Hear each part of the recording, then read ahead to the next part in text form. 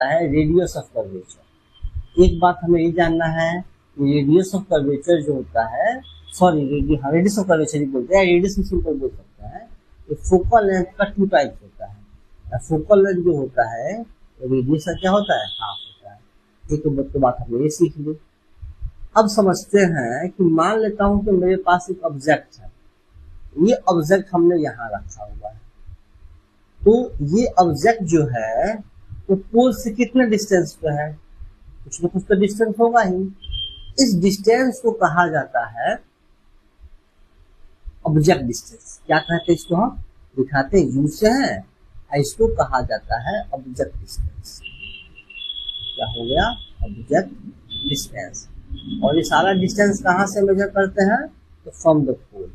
अब सपोज मान लो जो इसका इमेज बना वो इमेज बन गया यहाँ, ठीक है, यहाँ इमेज बन गया, तो इमेज और पोल के बीच फिर भी डिस्टेंस है ना डिस्टेंस। इस डिस्टेंस को हम बोलते हैं इमेज डिस्टेंस। और रिप्रेजेंट किससे करते हैं, इसे भी रिप्रेजेंट करते हैं हम लोग किससे, v से। तो ये हो गया हमारा v का मतलब हुआ इमेज डिस्टेंस। मैं आपको सारे कंसेप्ट समझाऊंगा जिस सारे क्वेश्चन आपके बनने लगे, ठीक है। अब अगर जा देखा जाए एक कुछ ना कुछ तो हाइट होगा इस ऑब्जेक्ट का, है ना, हाइट कुछ ना कुछ तो होगा ऑब्जेक्ट का। तो हाइट ऑफ ऑब्जेक्ट को रिप्रेजेंट किया जाता है h0 से या ho से कहते हैं, इसे कहते हैं हम हाइट ऑफ ऑब्जेक्ट।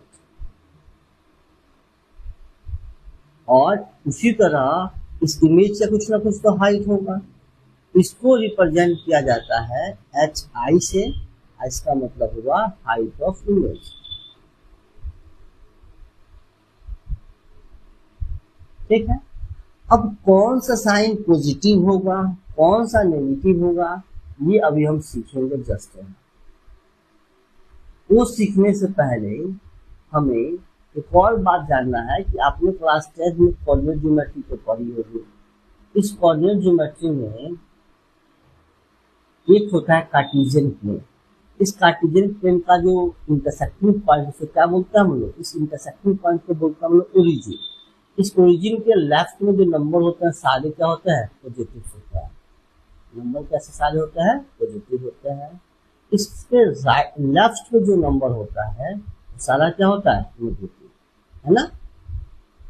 ओरिजिन के राइट वाला पॉजिटिव, ओरिजिन के लेफ्ट वाला नेगेटिव, ओरिजिन के ऊपर वाला क्या होता है, पॉजिटिव होगा, और नीचे वाला क्या होता है, नेगेटिव।